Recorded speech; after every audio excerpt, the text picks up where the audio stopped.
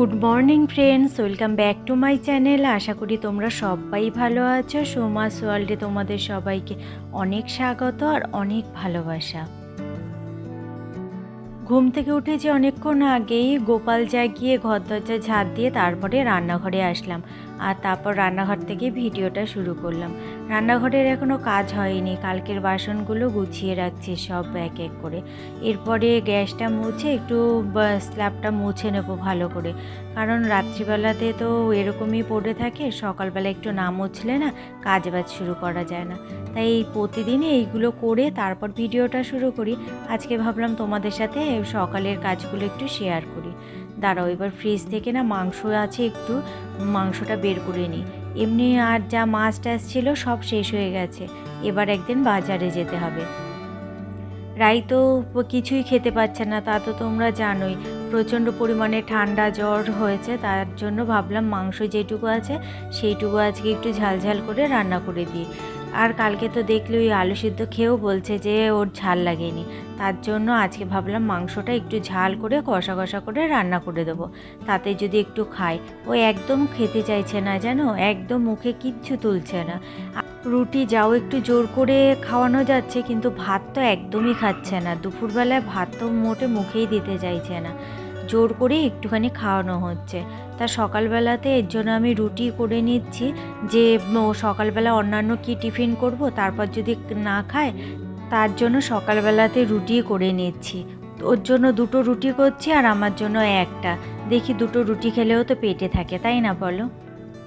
আর এই ঠান্ডাটা লাগলেই না জ্বর, আর কি থার্মোমিটারে ধরা পড়ছে না, কিন্তু ভেতরে ভেতরে জ্বর। আর ওষুধ খেলেই জ্বরটা আবার কমে যাচ্ছে, তখন আবার ঠিক থাকছে, কিন্তু খাওয়াটা ঠিক হচ্ছে না, সে একই রকমই খাওয়া থাকছে।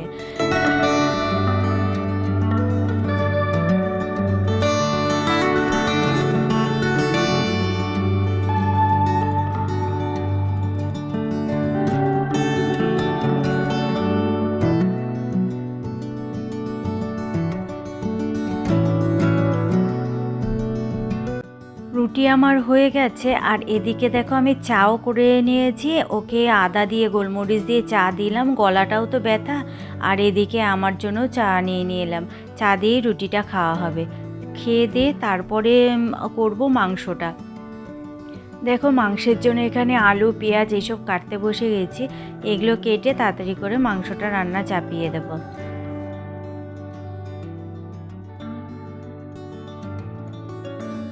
আমাকে এক বন্ধু কমেন্টস করেছে কালকে, যে ভিডিওতে রায়ের বাবাকে দেখা যায় না কেন? রায়ের বাবা কি তাহলে বাইরে কোথাও কাজ করে? না গো বন্ধু, রায়ের বাবা বাইরে কোথাও কাজ করে না। রায় যখন ক্লাস 10-এ পড়ে তখন রায়ের বাবা মারা গেছে। এর জন্য ভিডিওতে তুমি শুধু আমাকে আর আমার মেয়েকেই দেখতে পারো। আর তুমি বলেছো যদি কিছু না মনে করি তাহলে যেন এই উত্তরটা আমি দিই। কিছু মনে করিনি গো, কারণ তুমি তো আমার নতুন বন্ধু, তাই তুমি হয়তো জানো না, তাই জিজ্ঞাসা করেছো। এখানে দেখো মাংসটা করব বলে আলু কেটে নিয়েছি, আলুটা একটু ভেজেও নিচ্ছি নুন হলুদ দিয়ে। আর এই প্রেসারে বসিয়ে দিয়েছি আমি একটু মটর সেদ্ধ। আর এখানে আমি ভাত বসিয়ে দিয়েছি, ভাতে এখনও ফুট আসেনি, সবে বসালাম।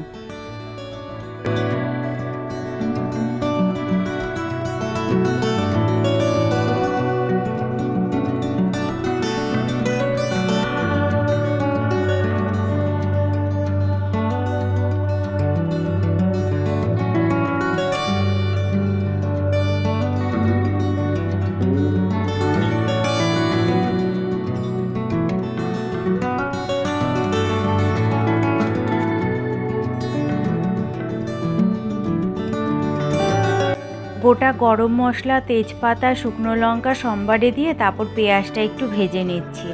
আর আমি মাংসটা মেখে রেখেছি আদা রসুন কাঁচা লঙ্কা, তারপর টক দই, হলুদ জিরে আর লঙ্কা গুঁড়ো লবণ সব দিয়ে মাংসটা মেখে রেখেছিলাম। এখন পেঁয়াজটা ভাজা হওয়ার পর তারপর দিয়ে ভালোভাবে নাড়িয়ে চাড়িয়ে নিচ্ছি। আলুটাও দিয়ে দেবো জানো তো, কারণ আলুটা না আর কি বড় বড় সাইজের আলু 2 টুকরো করেছি।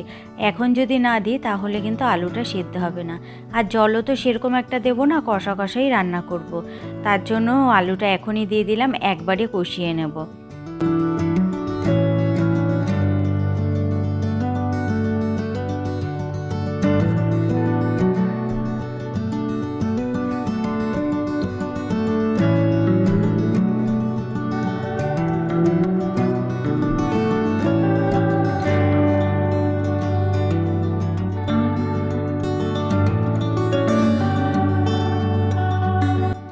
হয়ে গেছে এদিকে মাংসটা বসানো, এবার ঢাকা দিয়ে রাখলাম।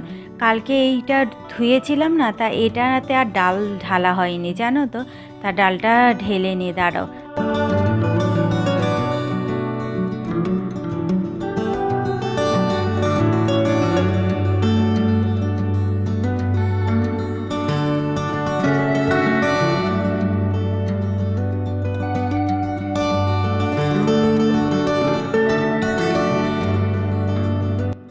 ডালটা রেখে দিয়ে এবারে একটা বাসন রয়েছে, সেই দুটোই বাসন মেজে নিই। মাংসটা কষতে কষতে বাসন দুটো মাজা হয়ে যাবে। আর এদিকে ভাতও মনে হয় হয়ে এসেছে, বাসনটা আগে মেজে নিই তারপরে দেখছি।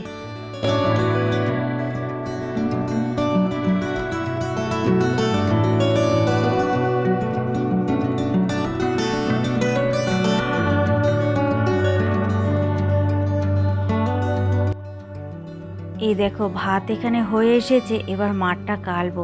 তার আগে দাঁড়াও, মাংসটা আরেকবার নাড়িয়ে চাড়িয়ে নিই।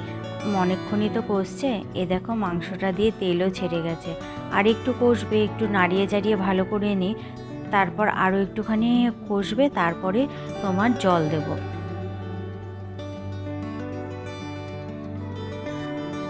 চলো এবারে ভাতটা নাবিয়ে নিই। মাংসটা ওখানে হয়ে গেছে, ভাতটা নাবিয়ে নিই। বাইরেটা প্রচণ্ড পরিমাণে মেঘ করেছে জানো তো, মনে হচ্ছে বৃষ্টি আসবে। তাই ভাবছি বাইরে কিছু জামা কাপড় মেলা আছে, মাঠটা গালতে গালতে বৃষ্টি না চলে আসে। আর এটাই ভাবছিলাম, আর ভাতের মাঠটা ঝরাচ্ছিলাম। আজকে আবার ভাতের মাঠ যেটা দিয়ে ঝরাই সেটা দিয়েও ঝরাচ্ছিলাম না, অন্য একটা কাপড় নিয়েছিলাম ঝরানোর জন্য। আর ভাবছি কতক্ষণে ঝরবে, তারপরে আমি যাব জামা কাপড়গুলো আনতে। আর ভাবতে ভাবতেই হলো সর্বনাশটা, দেখলে কি পরিস্থিতিটা এসে দাঁড়ালো, সব ভাত বেসিংয়ে পড়ে গেছে।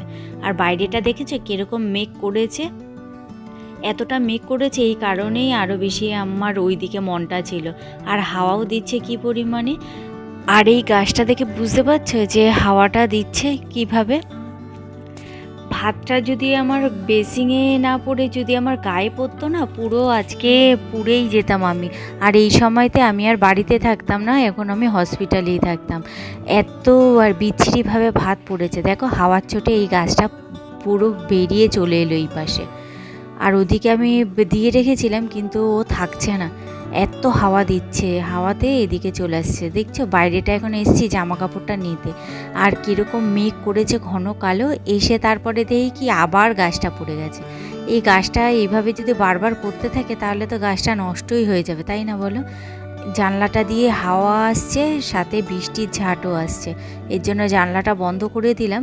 আর এই গাছটা বারবার পড়ে যাচ্ছে বলে এইভাবে কলের ওপরে একটা পাইপ মতো বেরিয়ে আছে, ওটার মধ্যে তোমার আটকে দিলাম, যে ও এরকম থাকুক, পরে বৃষ্টিটা কমলে তারপরে ঠিক করে বাইরে বের করে দেবো। আর এই জায়গাটা দেখেছো মুছে টুছে সব পরিষ্কার করে রেখেছি, বৃষ্টির ঝাঁটে আবার সব ভিজে গেছে। দাঁড়াও রান্নাঘরে এসছি যখন তোমাদের মাংসটা দেখিয়ে নিই। মাংসটাও হয়ে গেছে। আর আজকে জানো তো জানালা ভিজিয়ে দিয়েই আমার রান্না করতে হয়েছে, এত হাওয়া দিচ্ছিল। আর দেখো মাংসটা কিন্তু বেশি ঝোল রাখিনি, একদম গামাখা করেছি। আর ঝালও দিয়েছি, তেমন ঝালে লবণে আর কি পুরো কটা কটা করেছি, যাতে রায়ের মুখে খেতে ভালো লাগে। আর কেমন হয়েছে কালারটা তোমরা একটু কমেন্টস করে বলো। আর অন্য কোনো কিছু করব ভেবেছিলাম মাংসর রেসিপি, কিন্তু ও বললো না কষাই খাবে। আর চলো ঘরে যাই। দেখেছো কি অঝোরে বৃষ্টি নেমেছে, প্রচণ্ড জোরে বৃষ্টি নেমেছে। এখন বাজে সন্ধ্যে 7:10-15 মতো। আর তারপরে আর তোমাদের সামনে আসিনি। আর দেখো এখন ফ্রেঞ্চ ফ্রাই আর কি বলতে পারো, আলু ভাজা যাকে বলা হয়, আর সেটাই ভেজে নিচ্ছি। আলুটা একটু সেদ্ধ করে নিয়ে হালকা ভাপ দিয়ে জল ঝরিয়ে তারপর একটুখানি শুকনো করে নিয়ে তারপর তেলের ওপর ভেজে নিচ্ছি। রাই এটাই খেতে চাইলো, দুপুরবেলা ঠিকমতো ভাত খাইনি, খিদে পেয়ে গেছে, তা বললো আমাকে এটা করে দাও, আমি এটাই খাবো। তা দেখো রেডি হয়ে গেছে, একটু টমেটো সস আর একটু তোমার মেয়োনিজ দিয়ে দেবো এটা। আর ফ্রেঞ্চ ফ্রাইটার মধ্যে কিন্তু চাট মশলা দিয়েছি আর লবণ দিয়েছি ভাজার পরে, ব্যাস চলো, এটাই আজকের সন্ধ্যের টিফিন। আজকের ভিডিওটা তাহলে এখানেই শেষ করছি। দেখা হচ্ছে তোমাদের সাথে আবার আগামীকাল একটা নতুন ভিডিওর সঙ্গে। তোমরা সবাই ভালো থেকো, সুস্থ থেকো আর সাবধানে থেকো। আর যদি ভিডিওটা ভালো লেগে থাকে তাহলে প্লিজ লাইক করো, কমেন্টস করো আর সাবস্ক্রাইব করে আমার পাশে থেকো। আর যারা ফেসবুক থেকে দেখছো তারা আমাকে কিন্তু ফলো করে নিও।